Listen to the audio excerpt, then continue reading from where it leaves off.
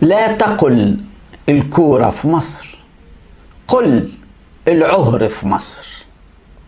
في مباراة تحديد بطل الدوري الممتاز بين الزمالك وسيراميكا في استاد القاهرة بكرة الساعة 8، نادي بيتنازل مجانا وطواعية عن مدرجاته للنادي المنافس للحفاظ على العلاقات الطيبة.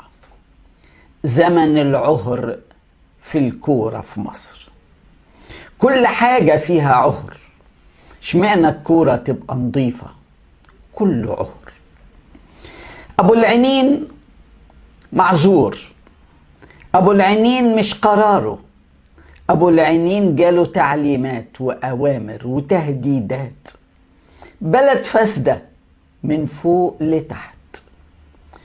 روحوا سلموا الدوري بكرة للزمالك، والدرع هيبقى بكرة في استاد القاهرة. وفكركم سلموا الدوري للزمالك بعد ما سلمتوا المدرجات والإعلام والحكام.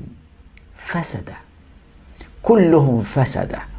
خلي بالك، لا بيراميدز هيعترض على قرار سيراميكا، ولا الأهلي هينطق ضد قرار سيراميكا، لأن أراؤوش قاعد وماسك المسدس وإياك حد يتكلم. محمد أبو العينين رئيس نادي سيراميكا كيلوباترا، صاحب النادي كله أبو العينين، كسر الروح الرياضية وكسر اللعب النظيف وكسر تكافؤ الفرص، واستجاب للأوامر العليا من اللي يقدروا يقفلوا له شركته.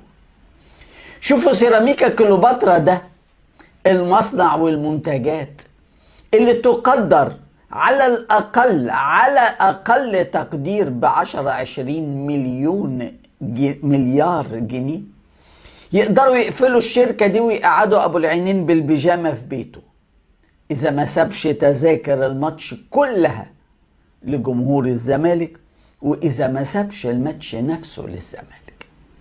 تخيلوا الزمالك استفاد من لما نادي زد ساب له التذاكر، ودي بيستفيد تاني مرة لما نادي سيراميكا بيسيب له التذاكر.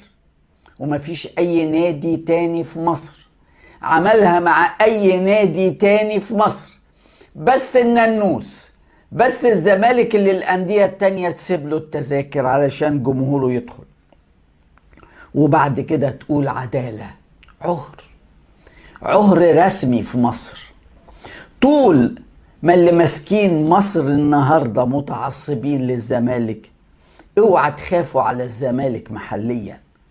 بره الشباشب، انما جوه اعلام وحكام واندية منافسة، وكله بيشتغل بس عشان يطبطب على الزمالك.